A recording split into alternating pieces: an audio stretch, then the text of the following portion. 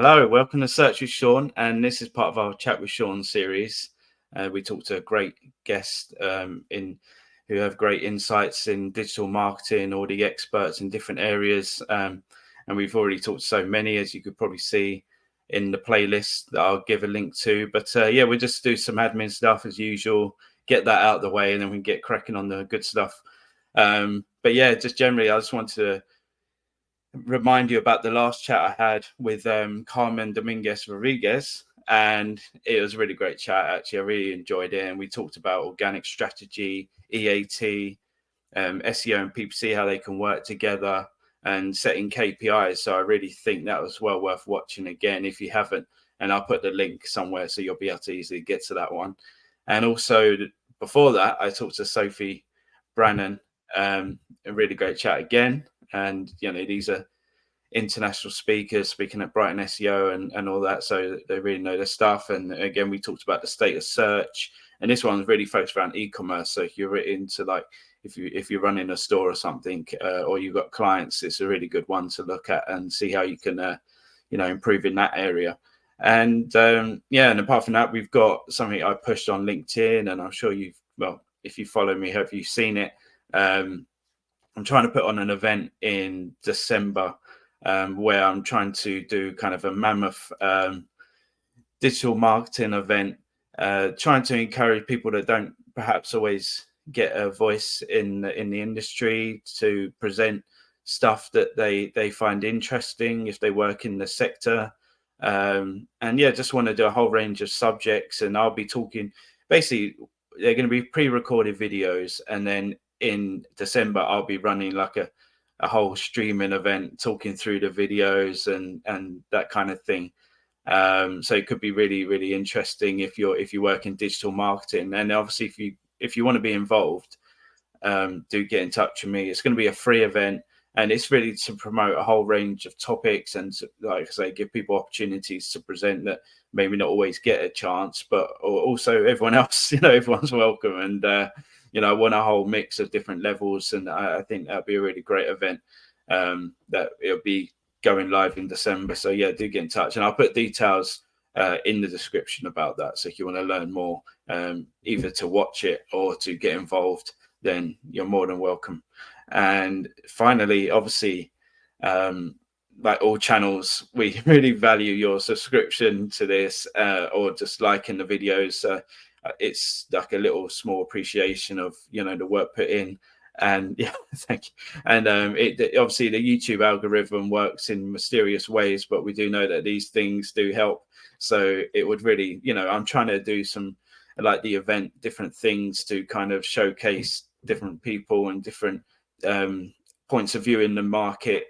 So obviously the more I have in terms of growth in this area, I can do more things, and I have some big plans, but I can't do that if YouTube don't pick me up and start showing people the videos. So yeah, that's all the admin stuff out of the way. And so you've probably seen my guests already, but I'll introduce them and give a bit of an intro. So yeah, so the guest is Natalia Witczyk.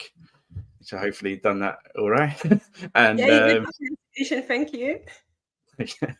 Great. And then so Natalia is an international SEO consultant and CEO of Mosquita Digital, helping businesses expand globally online.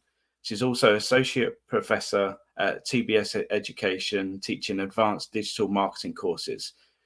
She's fluent in Polish, English, and Spanish, and is based in Barcelona. And she serves as a judge for various search awards and holds certifications in Google Analytics and inbound marketing. And her expertise bridges industry practices with academic insight, making her a respected voice in the digital marketing SEO industry. And I've been watching your videos for a long time, and then obviously I was lucky enough to go on Good Signals with yourself, which I'll put a link to as well, with David Stacey, who I've had on the channel as well. And it was really great to meet you at that time. So yeah, thanks for being on. Thank you for having me. And it's funny how the roles have turned, because on the SEO Fridays by Good Signals, SEO office hours, I was the one hosting, right? And now it's you hosting me. Thank you for the invitation. I was thinking that actually earlier, but yeah, this is just a general chat. We're both, I'm looking forward to it. And yeah, obviously Barcelona is one of my favorite places in the whole world. So I'm very jealous because London is very wet and miserable right now. And I know where I'd rather be, but, but yeah, no, thanks. And obviously, like usual, I come up with a bunch of topics based on what's going on, and there's a lot going on, and also kind of things you've said and presented on recently. So kind of a mixture there. So I guess we get cracking on, and this is one I'm asking a lot of people, but it's because it's so manic right now. What do you make of the current search landscape? I think the times like this call for specializing what you do best, and it's impossible to do a bit of everything anymore. So I remember when I used to start in SEO and I was doing a bit of analytics, a bit of conversion rate optimization. We're just jacks of all trades back in the agency world then. And now it's so much happening in the analytics world, which became such a big topic. I'm not even pretending to be the specialist in analytics anymore. Google is one thing, but then international Google, it's a whole new specialty. So now international SEO is basically all I do. So I feel like it's very good time to specialize because you cannot have a handle on all that's happening otherwise. Yeah, no, definitely. And do you think, just generally, what do you make of the whole Google situation? Do you think, do you think things are going to kind of settle down? Obviously there's certain people that have been hit quite bad recently, and do you see that in overseas markets as well? Obviously, we read about a lot of case studies from the US and from the UK for obvious reasons, but do you see that obviously happening in other markets as well? I know that's a lot to take in, but yeah. It's a good question, and I think that's the perspective that many SEOs don't have, just because they only work on English-speaking markets.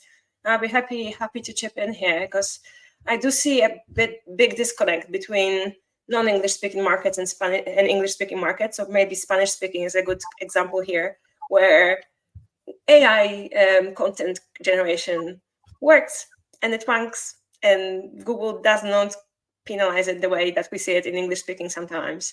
The gray hat / black hat tactics still very much work. People still buy links as they used to, and it works. So I feel like there's this huge conversation on how things should be.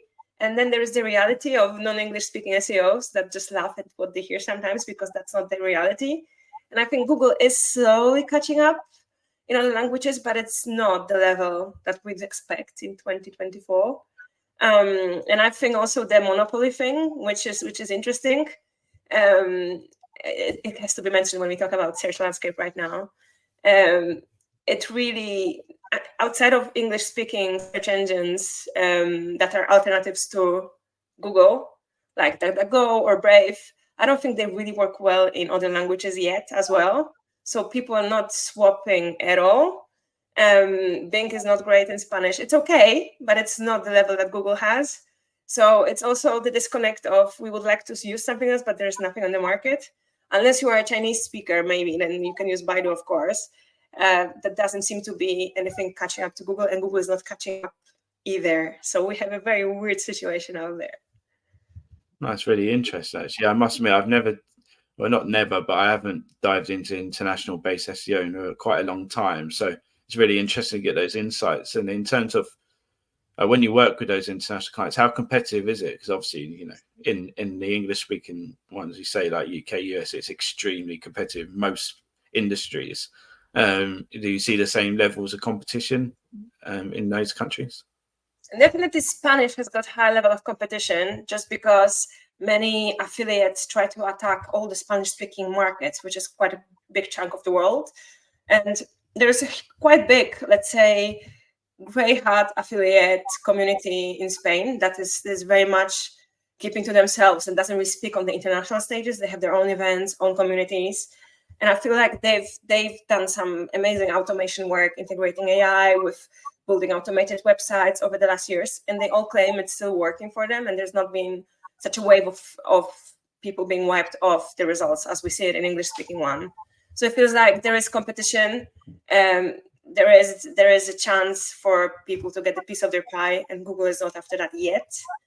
But it's very hard to sometimes understand who's behind every website and where it comes from, because there's also this tendency of people translating in an automated way. So whoever produced a Spanish-speaking website, affiliate website that worked well in one market, they would probably do it in Italian and in Portuguese and probably even English.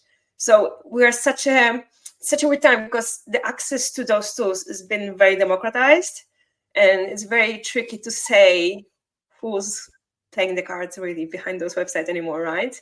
So it feels like there's just more and more content produced by everyone in all those languages, and it's just Google not detecting it as well in every of those languages as it should, if that makes sense.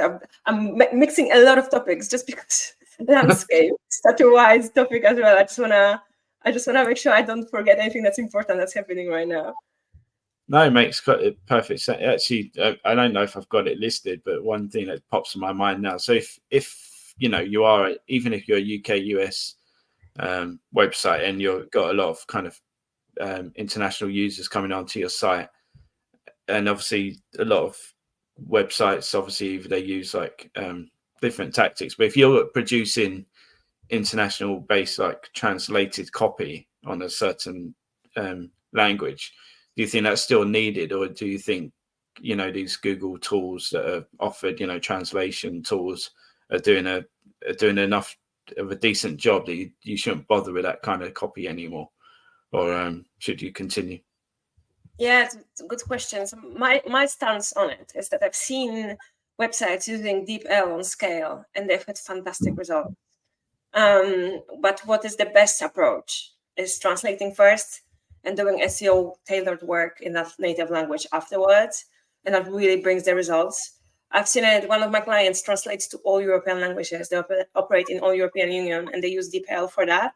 And the few languages they've looked into in more detail, and they had someone look over it, for example, Spanish, as myself, they do work better in Google, but the other ones still work. And this website is lucky because they have a user-generated content on big scale. So they are not just translated by machines. The machine translation is just the base for all the rest that users write in their native tongues.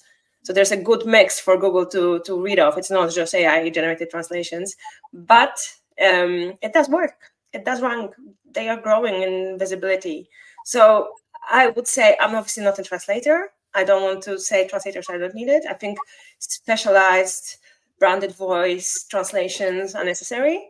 But depending on the niche, on the level of detail you need, on the technicalities in the language, it might be very resourceful to translate first on scale and then just tailor and add this little extra sauce to all those translated pages where it's an SEO priority. That's great, thank you. And there's building work as usual. They seem to time it when I do these chats. So if you do hear anything, I apologize. I can't. I don't know why they do this to me. But we'll get through. So I guess we touched on some other topics and we kind of touched on it a little bit. But how important is it to look beyond Google now? I kind of went through this with Carmen last week, and with Ray Sadiq actually, and we touched upon can't just throw all your eggs into one basket. But what's your take on it? I think the step number one in any SEO campaign I take on is verifying Bing webmasters. That's the first step, and it's that easy, so there's no reason not to do it. So even if you don't think you're receiving a lot of Bing traffic, just being verified is a must-have.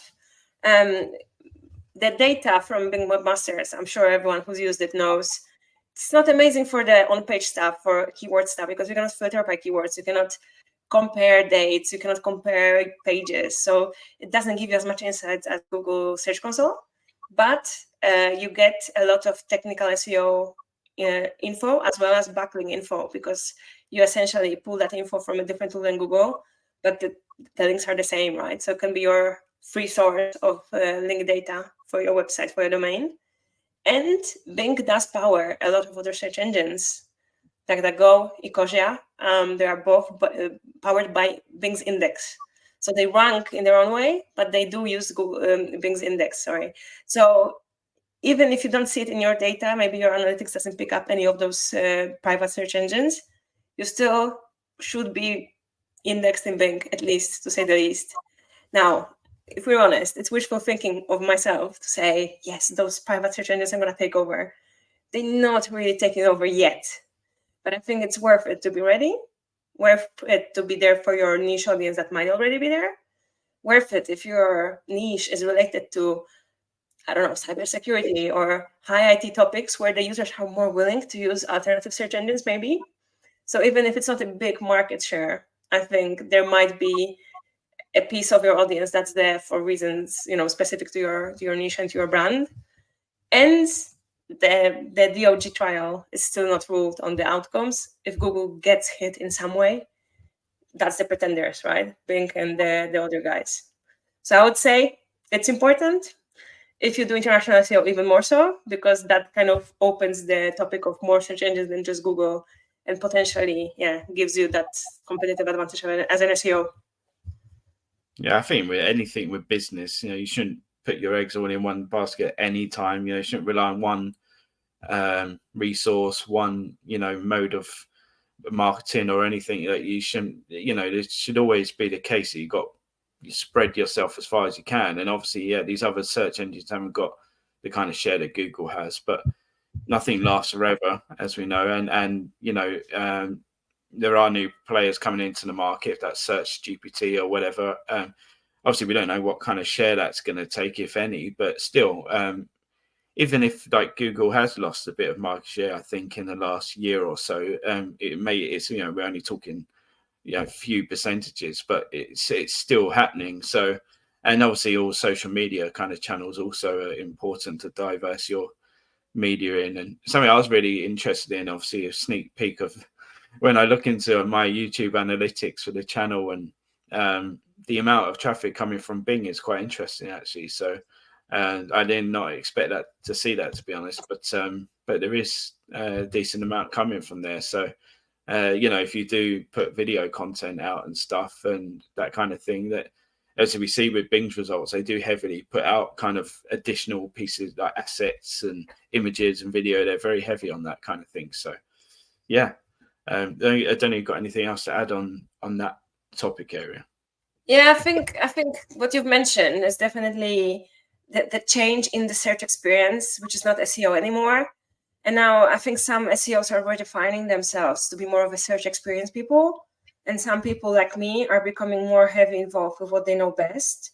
Because it's not that this piece of pie is disappearing. There's just going to be more pie, I feel like.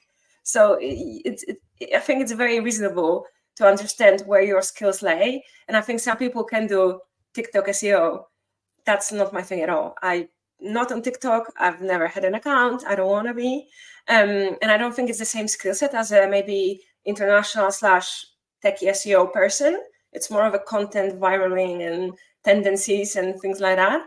But I do appreciate that there will be a lot of people who will be hired to do just that part. So it's important to know what you can do best, at the same time knowing where the opportunities will lay in the future. But I don't think opportunities disappear as much as just new ones appear. And same with Search GPT. We still don't know any data on anything, so we don't really know how to optimize for that, really. But there will be people who's going to specialize in that very soon, if not already. Yeah, and it still, at the end of the day, doesn't matter where the traffic comes from or whatever. It's always the fact that you've got to create interesting, unique content that works well for the user and you're answering their queries. I mean, that's the main thing. It doesn't make you put it on TikTok or Facebook or your website or Bing, Google, whatever. That's at the end of the day what they're all looking for. So obviously it's got to be optimized correctly in the right way, as you say, but generally you can't do that with just standard bit of content that's just being put out by everyone. So yeah. And then I guess the next topic is, what can you tell us about user-centric search and why is this important? I saw you talked about this on LinkedIn, so it intrigued me. Yeah, so literally last week I delivered a talk in Krakow about it, and it was a very fun exercise because my partner was with me there. He's Spanish, and we had two of our laptops connected to the same IP address with two logged in Chrome accounts, and I conducted a few searches on both to see the difference in the personalized search, and I expected few of differences. I thought, oh, I'll do something cool, and I will compare the rankings. So I put 2 lists and show where things moved because it was me or it was him. And we're both in Poland, right? And I'm Polish, so I expected some Polish-speaking results, even if the query was in English. And it turns out I discovered something I didn't even expect myself. One query, which was Krakowia, which is the Spanish spelling of the city Krakow, brought up 2 very different SERPs with not single result matching. SERP features did not match. Nothing matched. And essentially, football team from Krakow was called Krakowia as well, spelled the same Latin way. So I was given the football-related query, because obviously as a Polish speaker, why would I type it in Spanish? While my partner received Spanish explanation of where Krakow is, what to see, where to go, where to eat, history, whatnot. So none of the single items were same. And we've done this test with the audience, and it was not half, but it was 30-70%. And that starts to question everything, because we don't only have volume data, search volume, because what does search volume mean if the volume is divided into 2 different experiences, right? We don't even have ranking data because impressions were noted or not. So there is no average ranking in Search Console for those that didn't see it, right? Because it's not even there. How do you even calculate positions anymore in this case? So it's kind of opened the whole bag of worms, which I'm going to have to investigate on more, because I really am keen now to identify those queries that provide similar experience, personalized experience. But it feels like whatever we've done to kind of get away from our personal look of Google, and we used all these tools that use neutral IP, that is geolocalized but doesn't have any search history, just to see the pure rankings.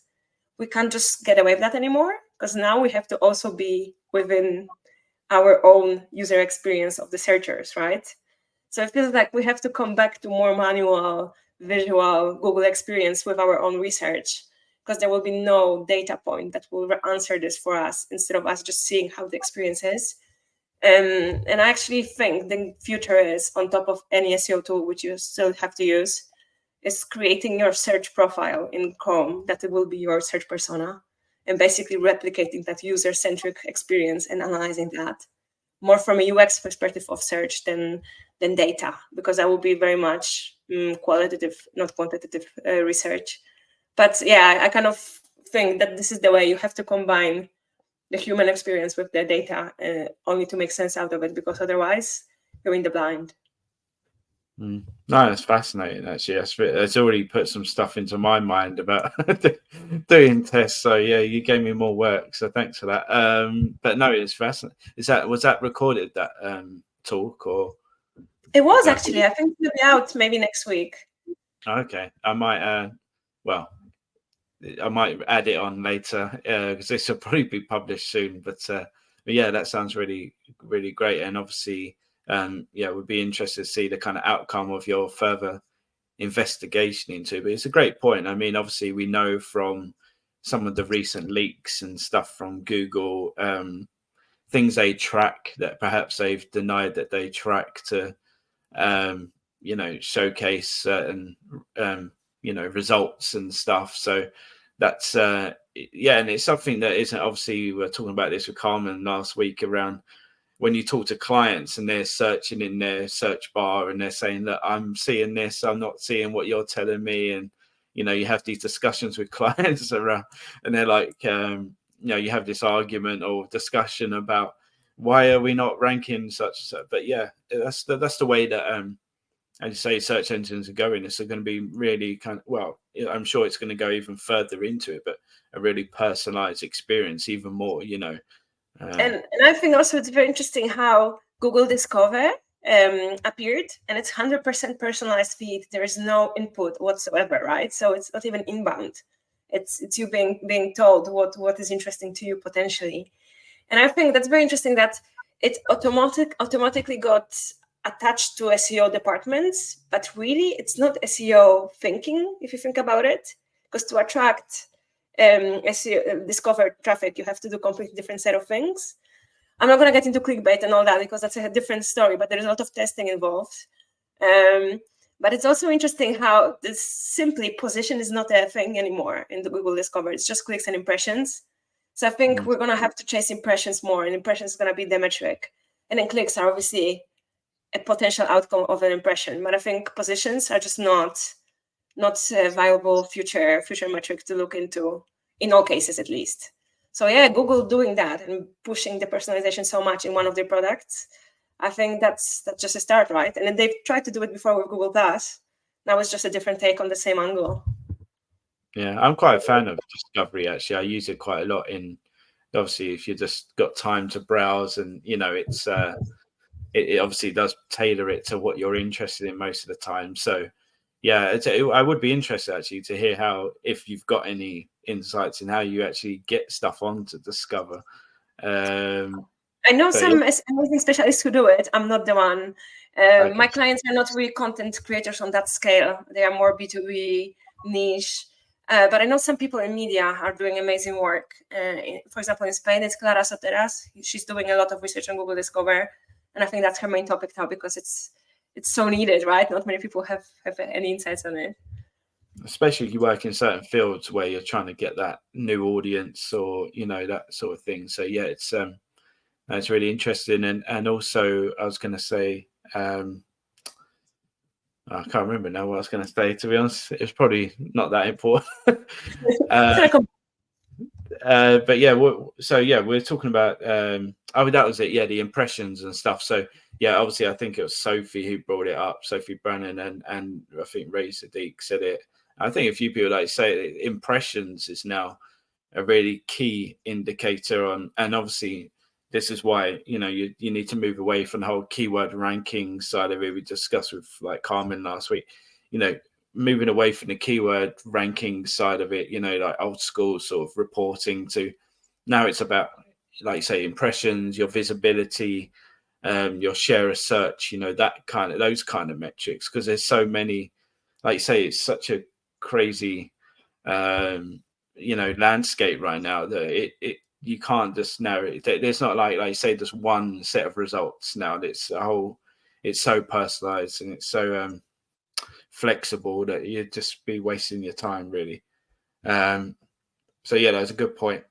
And when it comes to international SEO, which is obviously your specialty, what are the key things to consider right now, and also what has changed recently that people should be focusing on? I'll leave it to that. There's one more point, but I don't want to throw it too much at you. Yeah, how does it look right now, and what should be the focus of people working in that space?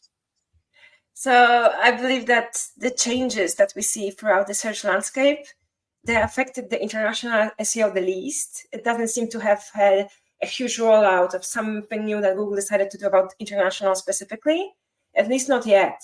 And my understanding is that Google is moving away from hreflang and tries to give more importance to other signals. Hreflang has been the problematic topic since the beginnings. And Google has reached out several times to SEOs asking for alternative ideas, how to handle the international topic, right? And it was so complex to the point that they've retired the international targeting report from Search Console whatsoever, because they decided it's too confusing for people, because what was there by design was interpreted as issues and so on. So I feel like Google has pulled away from big international SEO changes for now. Let's see if it's going to stay that way. But I think the biggest international SEO change, and I think it's beyond international SEO itself, but it is affecting international SEO big time, is the whole topic of branding and how much the brand and the authority means right now. And I do remember the times when you just translated the website and within days you had clicks and impressions in that other language. And now it really feels like you have to be based, you have to have business interest, presence in that market you're reaching out to, especially if you are not a SaaS company that just, you know, globally delivers the same service, but you are more specific to local context. And so whatever SEOs thought international SEOs can do magic with just by appearing there, I don't think that's the case anymore. It's really the brand and the presence that has to come first, and SEO can follow. And then the international aspect of SEO can be added on to an existing international site. Yeah. So it's really hard now because not all clients qualify to do international SEO just because they decide they want to test what market's going to work for them, And I think that the thinking about international SEO is still there. Oh, let's just launch a new language and see. And if we are doing well, we might actually hire someone who speaks that language in-house to handle those calls we get. That's some clients that still think that. So yeah, I think that's the biggest change. So those days are over now, basically. Long gone. Fair enough. And yeah, so what if you are kind of an international based company and you want to expand and kind of grow your audience, what should they be focusing on then if it's not kind of building those signals that maybe Google's not paying so much attention to now? What should they be focused on, would you say? I would definitely say if you are a serious brand and you're translating your site with quality in mind, have that quality of translation. So you can automate it to some extent, but have someone who's a native speaker go through it, because that quality in language shows straight away, both to the algorithm and the users, if you are a real deal in this market or not. But I would also say choose your markets wisely. Don't just go for any big country. That sounds great, but actually someone you could trade with. And ideally, you will have an app, name, address, and phone number from that country, even if it's a post box. But do add those small signals that you're there. And also, be serious about your customers. If someone is calling you from that country, can they reach you by a number that doesn't cost a fortune? Is someone going to answer in the time zone? Because those things will follow with the traffic staying and not just bouncing off straight away, which we know is a signal. And I would say, of course, it depends on the business model and the industry you're in. But where you can build this local rapport and have any coverage at all, any collaboration, even one link from a partner website that is from that place, maybe collaboration of some sort where you don't have to be physically there, but you have people on spot. Maybe verifying Google Business Profile, because you have someone on the site. I think those signals are very undervalued, very forgotten. I think NAP is not talked nearly enough anymore. And I think when you just launch to a new market completely, you have zero relevance there. You need to build it from somewhere, and that could be a good step. No, great points. And I guess, we talked about go where the traffic is, but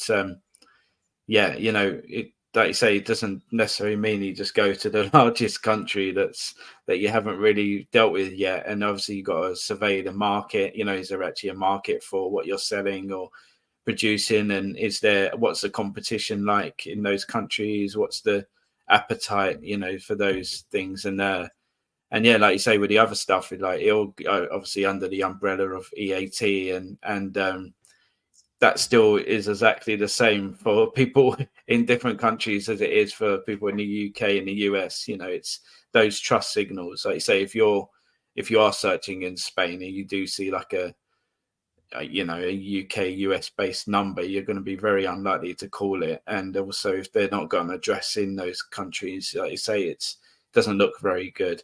Like you say, unless you're a global brand and people recognize you and that kind of thing, then obviously it doesn't matter as much. But it still play a part, obviously. But yeah, no, really great points, and definitely I think it helps people. And in terms of like doing your work, what's the kind of key tools that you kind of use to kind of come up with these findings and insights?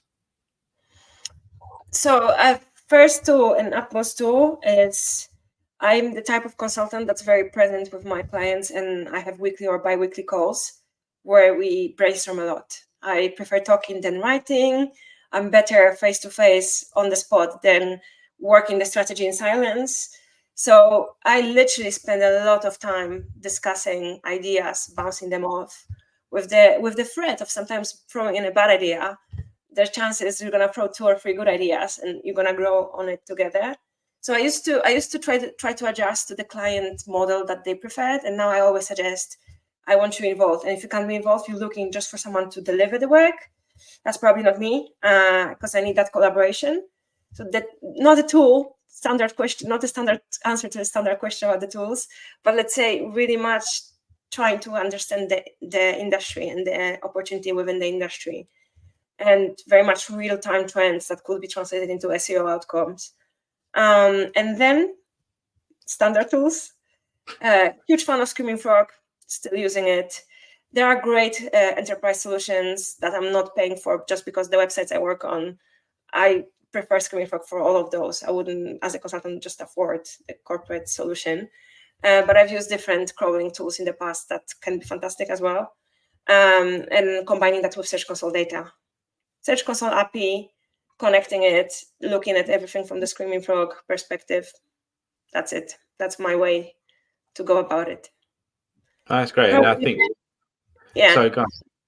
No, I was just going to say, probably there's a couple of more tools. There's tools sometimes dictated by the client itself. So if the client is already using SEMrush, fine. Ahrefs, fine.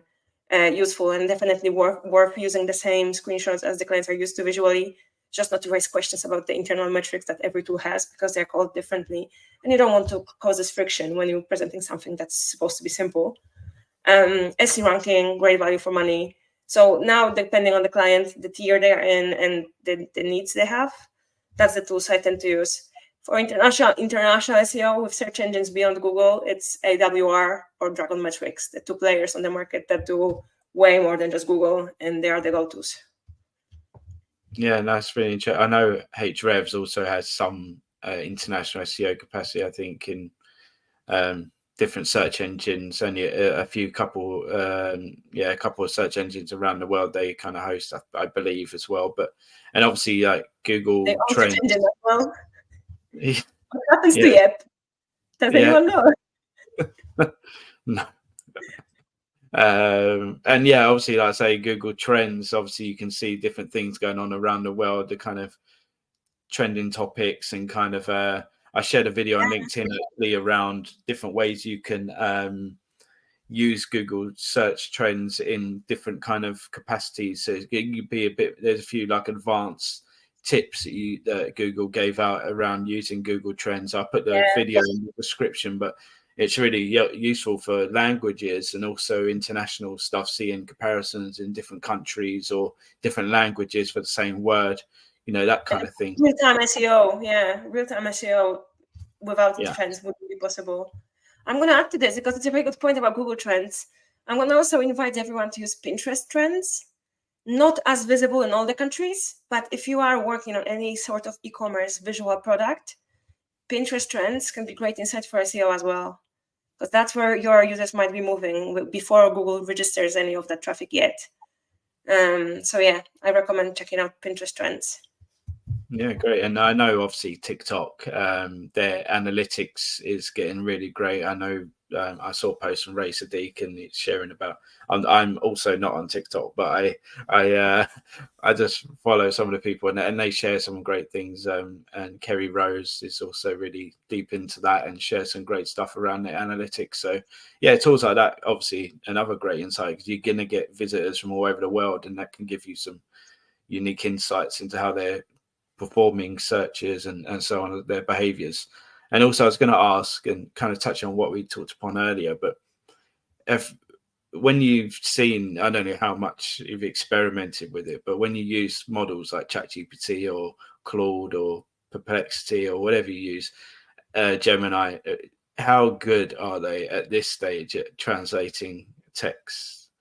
I'm Team Perplexity. I like the idea of having resources straight away, and obviously now others have followed, but Perplexity was first, and I'm still let's say the Team Perplexity person. I do translate with Perplexity quite often, but only in certain cases. When I can 100% verify the language. 99% is perfect, and this 1% of times this one word just sounds like nothing like it should, then I can intervene. Definitely what the advantage of Perplexity or other chat-based AI tool, you can give them prompts on tailoring the language. Some languages have got gender, like Spanish, and if you translate it to English and then back, you lose that information, right? Or it will be assumed it's male when I'm actually female. So you can tailor that messaging. You can say female, you can say non-formal, which also in Spanish is a thing and in Polish is a thing. So it can work if you give it some extra layer of detail that it needs to translate correctly. I wouldn't do it at scale without someone looking over it, because there's been huge issues. I think a couple of days ago, I've seen a translation from English to Polish, and they were mentioning Mensa, the international association for high IQ people, and it got translated to Menda, which in Polish and in Spanish, some of the words means you're just a very negative person, and just no one checked it. And it was Business Insider, so like a quality publication, like Business Insider Poland published this, took the original from English, and just never checked it. It was the first paragraph as well.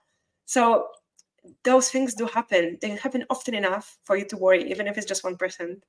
So I would say, yeah, you can do it. Do it wisely, as always. Yeah, of course. No, it's interesting. Obviously, it's not something I've done too much. So, and actually, funny enough, this is the next topic. I kind of put them out, but then I forget what they are, and then it kind of rolls into what I was about to say anyway. So, how do you use AI yourself, and well, ChatGPT especially, but you said you're into Perplexity, but how do you use it? Kind of how do you use it within your work and your life, I guess? I use it almost daily. I try to avoid using it daily and being the default tool for everything. I try to make sure I use it when it's bringing value.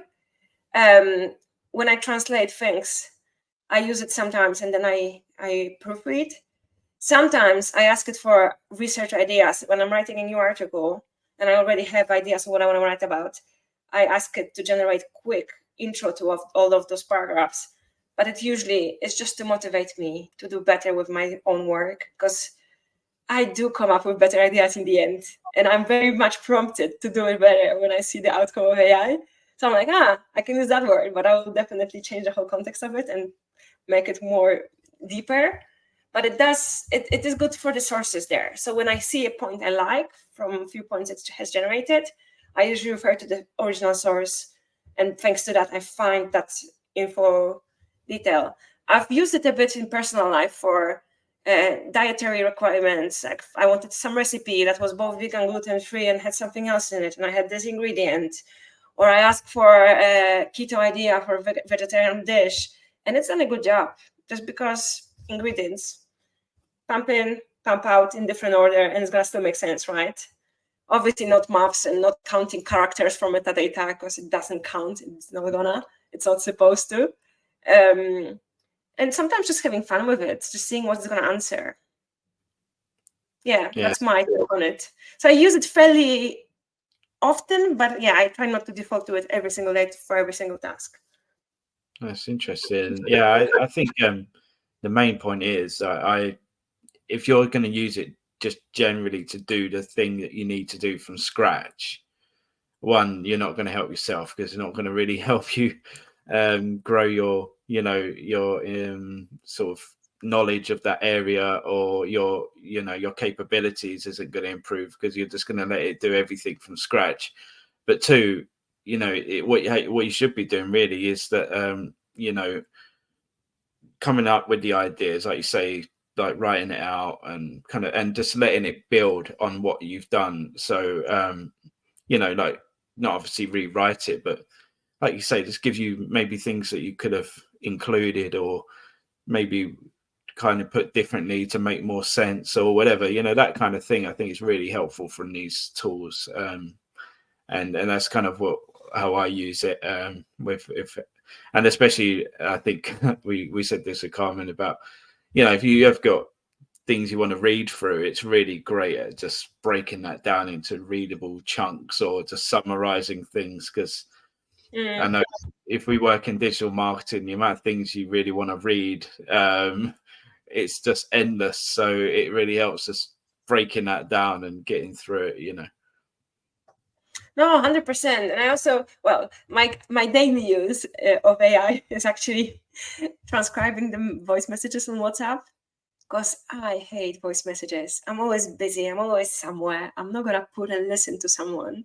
But I do appreciate they saying something important, I guess, and they can't type because they are driving.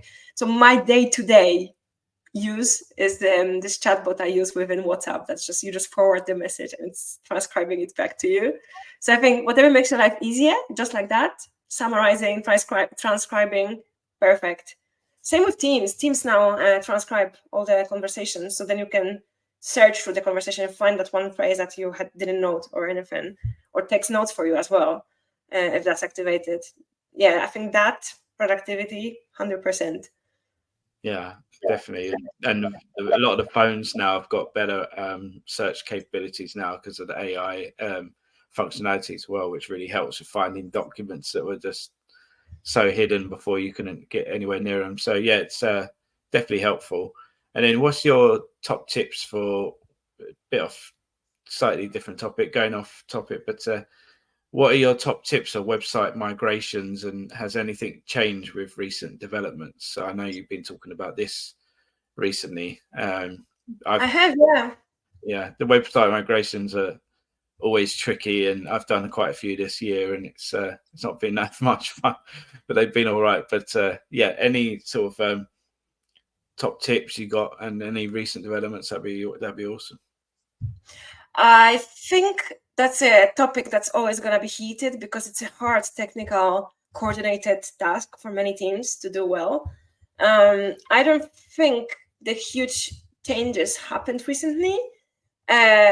What I changed with my tips and what I try to tell all my clients who look to migrate is to triple think if it's actually a good idea to migrate. Because there's been a couple of cases recently where rebranding and a migration did not go as planned. I don't remember now off the top of my head what the domains were, but I know several companies' products were not happy with the outcomes because that branded authority was shaken through the migration. And I now have a case of a client that looks to rebrand completely. The whole messaging is going to change. They're purchasing a domain already. They're looking to migrate in 2025, so we still have some time. But I am really giving them all the information about how negative impact is inevitable just because of the rebranding. Because it used to be the case that you said, oh, if you just make a perfect migration and there is 301s everywhere and there's no technical issues and the content has stayed the same or improved, you shouldn't see any drops long term, right? And I think that's not the case anymore because the authority will be lost if you have rebranded and if you have changed the domain. So I think we have to be more cautious about the extent of changes we make. And I think people don't realize how valued the static old look at the domains was. Maybe not static, but kind of traditional. So .com, simple domains, they still hold extra value. And not because algorithm favors them clearly, it's just because they have users' approval. I think from the leak, there was also something about the domains being scored in some ways due to the age, right? I think that was one of the findings. In there, yeah, I think. Yeah. So if you look to change your domains, I used to say, yeah, sure, if it's worth it, if there is a reason for it, for the branding or marketing, do it. And now I'll be saying, for SEO, don't change your domain. If you can stay with the same domain, it's not worth it. I don't think the benefits will outnumber the losses. Yeah. So what's the? Sorry, go on. You can say sorry. Yeah, I was going to say, what do you think? Because it's more of an opinion than a SEO fact. So I wondered if you feel the same. Yeah. I think obviously, you've really got to carefully consider why you're doing it. I think that's the main thing. Like you say, it can be beneficial if you do it right. It can really work, and obviously every case is completely different. Because every site is completely different. The hierarchy, the structure. Because, for example, if your main domain is very, very strong and you have got subdomains that aren't as strong and you want to build their authority and build their, the visibility on those particular pages or whatever you're doing on that subdomain, then it can help. But obviously, one, you've got to do things correctly, plan correctly, and make sure all the right stakeholders are involved. And then two, make sure that you have a contingency plan in place, because yeah, you know, whatever, however good your migration is, it takes time to reset and to kind of get everything up to scratch again in terms of, you know, visibility and search engines understanding the relationship between you and this, you know, these pages and everything and the content. So you got to be realistic, and that if you do rely on organic traffic and that kind of thing, things may get worse for a while. And have you got the contingency plans in place to make sure you still get in the traffic you need and the visibility you need through other sources, you know, in the meantime. And if things do not pick up, what you're going to do about it? Because I think that's the thing, is I see migrations and then everything goes smoothly in the sense that, you know, all the boxes are ticked in terms of things you've done in the process. And then you wait a few months and things haven't picked up, and it's like, oh God, what do we do now? So you have to think about, you have to consider that things, even out of your control, may happen, and things may never recover to the way that they were before. Obviously, and like I say, it depends. It could be that the content you're migrating never was doing that great anyway, and things pick up really well, and it does really well. So it all depends on the circumstance. But I'll just say, make sure you've got those future plans in place, and make sure that you understand that things will get worse in the short term, and that you're not relying too much on, you have other backups to basically bring that traffic in some other way, you know. Absolutely, yeah. And also give yourself plenty of time if it is for something that has a campaign window, for example. You know, it happens every time of a certain year, for example, like some sort of if you're doing events or something, that is, obviously, and you give yourself plenty of time for it to recover and be ready for the next time, you know. But I say it varies. Obviously, I've dealt with kind of event-based stuff because of my work, but obviously I've done other migrations or other types of things. And yeah, like you say, you're right. It's you really got to really sit down and triple check if you actually need to do this, because it can have a massive effect on everything if not done correctly. So yeah, that's sweet. And then I guess kind of the last topic area is just, as I always kind of with guests, kind of go over the future of search. So where do you see I don't know, in a year's time, 2 years time, things are moving quite quickly, and obviously we don't know what's going to happen with Google really, although I don't think we discussed on our news kind of episode, we don't think it's going to be too much. They'll probably just get, you know, they might have to just share their data with other companies probably, or something really small. Well, I don't know how small that is, but I don't think they're going to have to break up the company, everything. They've kind of been warned. But yeah, where do you see it going, you know, of in the future? Yeah, what's your opinion? I have a lot of wishful thinking, so I have to divide that between what I actually think is going to happen and what I would like to happen. I would love for Google to lose some market share. I would love for the trial to be historical trial that for the first time puts tech into their place, because I think that the competition, the illegal competition trials that happened in the 20th century, they were always revolutionary for their time, but way more advanced than what we have today. The fines were different scale, and I think they made a difference. I think there was a big case for the movie industry in the US, and a US trial has changed how the movie industry works and how cinematic industry works, just because the cinemas didn't have to buy packages of movies they were showing, but could just buy one. And it changed and made the space for alternative producers and indie films. And I think it's a very interesting case. If anyone wants to read on I just read about it this morning and I found it fascinating. So there is similar cases you can draw draw eyes to when looking at the trial outcomes that we're gonna see. I would love for Brave Search to gain some of the traction. I don't think they've been seen enough yet. I think they have fantastic algorithm, good index, not as big as Google, but growing, and it's independent index. It's the only competitor in the West that's got their own fully operational index that they have. And they have very interesting features like toggles, which is an option for you to, no, not toggles, goggles, I think it's called, where you can filter out some results.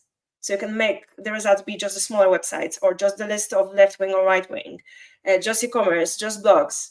And I think that's the future of search, not just personalizing, but giving the user the power to personalize the way they want. And I would love for that to become a topic for the average Joe. Just, yeah, I can do this, I can do that, I can change my search engine. Because I think, we're creatures of habit, and it's going to be hard for Google to lose any of that market share if other players don't play it very, very well. So I'm hoping the personalization will become users' power. I'm hoping as well the division of Google might lead to more specialized search engines. So maybe in the direction that China went a little bit, where they have Baidu, which is the dominant search engine, and then they have Shenma, which is e-commerce search engine by Alibaba Group, where you just go to search for products specifically, and there's certain different shops that show up. So maybe intent-based search engine, which already happens a bit with TikTok SEO as well, just because TikTok is not for all the industries and all the queries and all the types of searches, right? It's very specific leisure discovery and beauty trends. So maybe TikTok will take that part of the pie.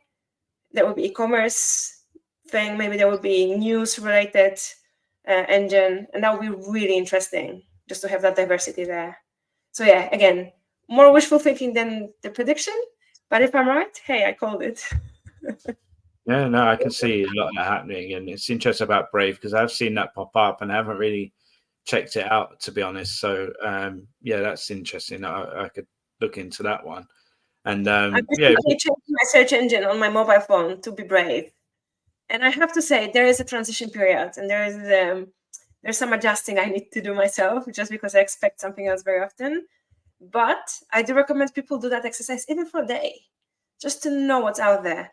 Because Brave's features, they've got AI overviews that's called, I think, AI summaries it's called. I don't remember the name, but it shows on top of every result that is informational query.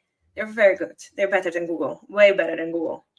And most of the searches are anyway, facts, dates, nutritional value, whatever anyone Googles. Sometimes it's just that easy. So there's no need for advanced SERP to be there. You just need that one thing, right? Yeah, no, 100%. And you know, you're spot on about I guess we go through these cycles of, without getting too deep, but we go through these cycles as you know, just when we go through different you know, industrial stages and stuff. And obviously now we're in the age of technology dominates the way we live. And you know, the major companies like Meta and OpenAI and obviously Google and Microsoft, they have a lot of influence in our governments and the way that we live day to day. So they know, like other industries in the past that have persuasions on governments because of their dominance in the way that we live. They know that they could probably they think they can get away with things, and which Google obviously have been found out on now. And maybe if the governments have enough guts, that they could make that change. But I do doubt that they're going to get any repercussions of this. I really do. I think they've got too much influence, too much money, and we're not angry enough. Yeah, I don't think. I think because, well, they've been very intelligent with the way they've been marketing. You know, they've got into people's lives so much that it's very hard to get out of it. You know, it's like Apple. You know, if you get an Apple phone, they do it in such a way that they market it well, and they get into the different ways of living that it's very hard to get out of becoming an Apple phone user. You know, and that's the way Google have done it. So they're all part of people's lives and the way that people run businesses and everything. It's all intertwined. So it's going to be very hard for, I think, I can't see anything coming out. I have a question for you. Do you believe that smartphones listen to our conversations to target that? Well, I'm certain they do, but what do you believe? I personally think they don't, personally.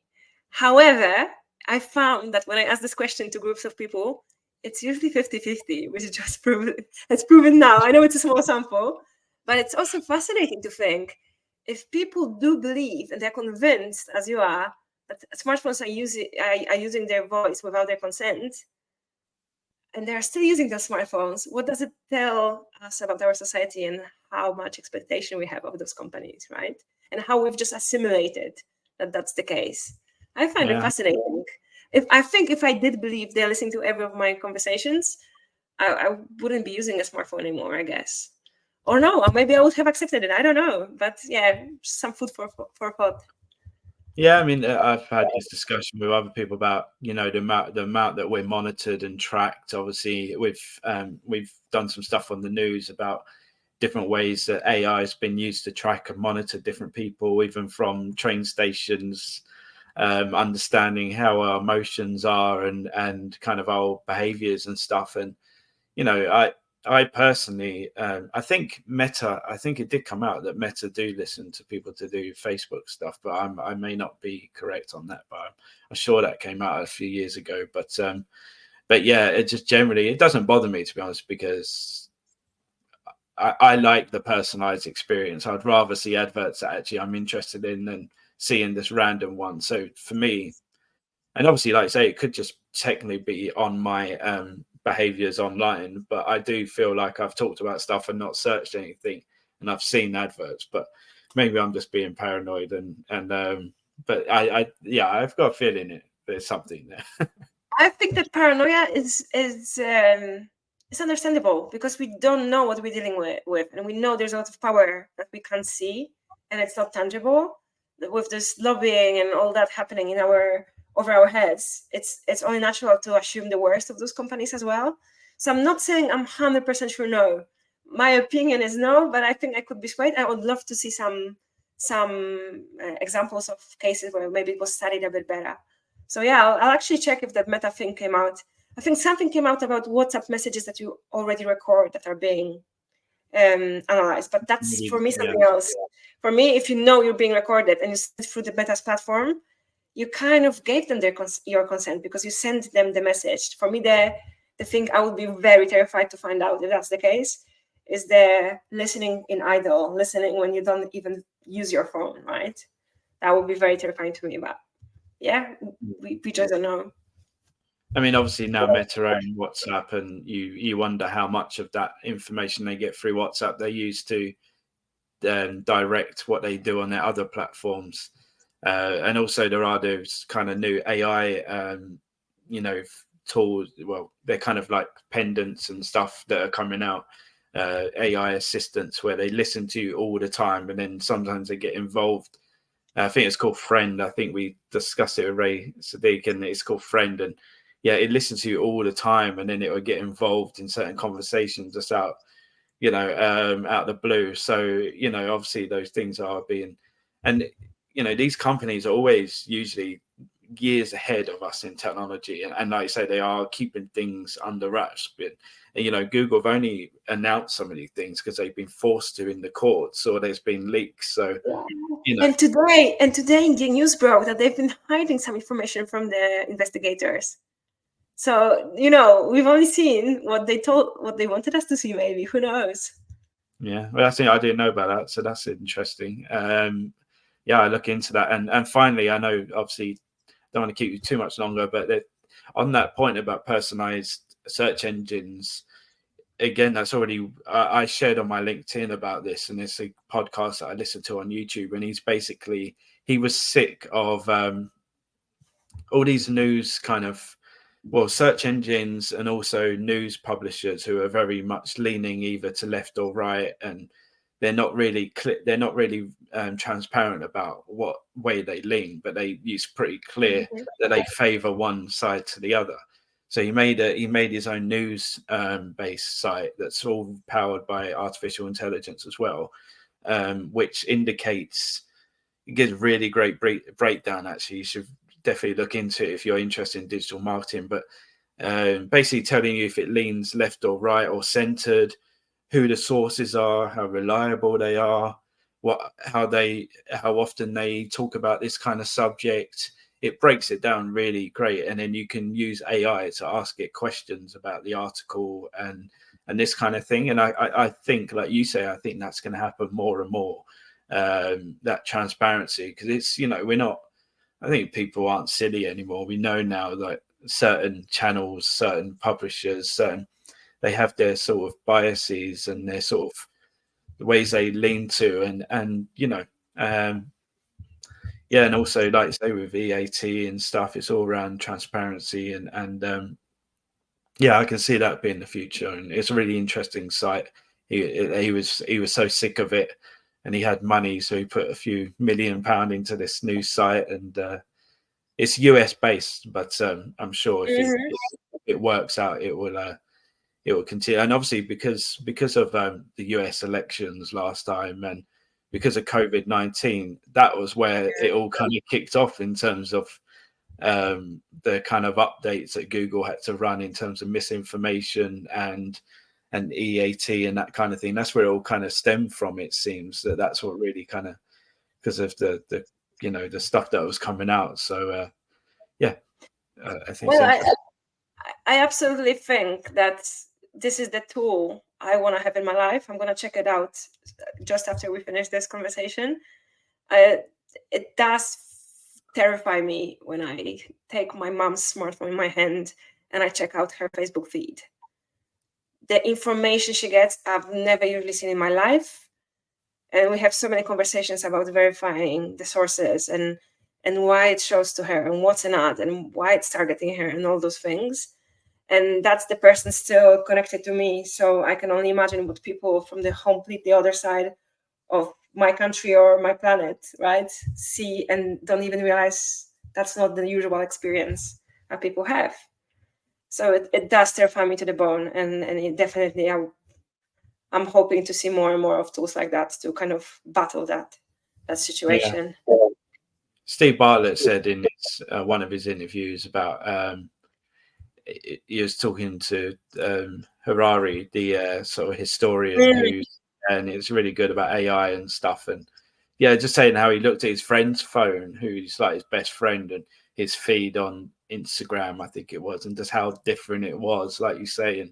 And that's the scary thing, as you say, because there's the truth, and then from one person's point of view, then the truth and that's always been the case, but now it's even accelerated further through social media, through 24-hour news coverage, through all these sort of personalizations of different tools. So if we can get something that clearly marks out the differences, and I know obviously I think Google will work towards that kind of thing, trying to get rid of that sort of any sort of real clear biases and misinformation.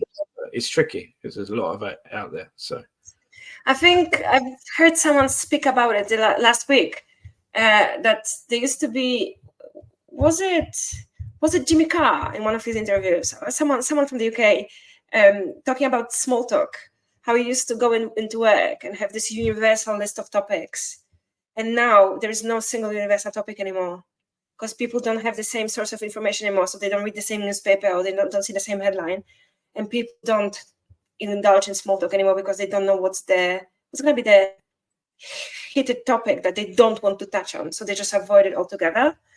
And obviously Britain is all about small talk, right? That's the capital of small talk. So to hear that happen there, I remember from back when I lived in the UK, that was my biggest learning. I was reading this book on the British culture, and the first chapter was dedicated to small talk. And I was like, yes, I'm going to learn how to small talk.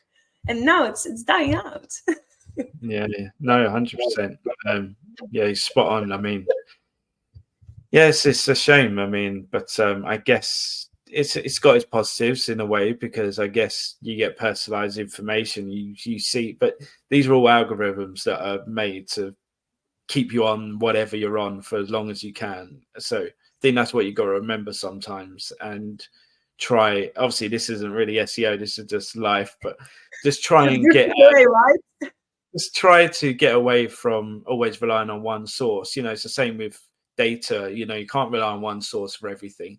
You have to have a varied amount of different sources that have got different points of view, different viewpoints, and try and use your own, you know, what you're feeling inside as a kind of direction to trying to find the truth. But, you know, truth is hard to find now because there's so many different narratives.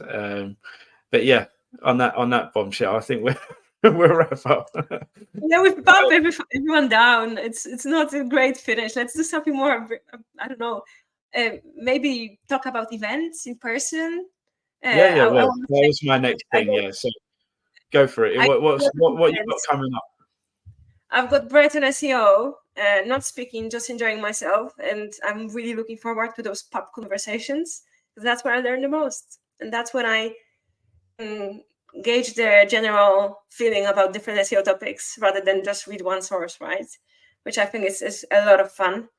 And then later I will be in International Search Summit in Barcelona, which is in November. I'll be speaking there. Awesome. What's your talk on? I'm going to talk about advanced Google Search Console for international SEO. So I'm still preparing some of my best nuggets to just show how you can utilize the tool the best in international SEO context. Awesome. Yeah. Well, obviously we'll put all your stuff on so people can follow you on your journey, and you always put out really great stuff, and you're on so many different things. So that's really awesome that you're getting yourself out there. And yeah, I've really enjoyed this discussion. We've gone in loads of different places, which is awesome. And yeah, thanks for being on. I really appreciate it. And hopefully we have you back on soon. Thank you so much.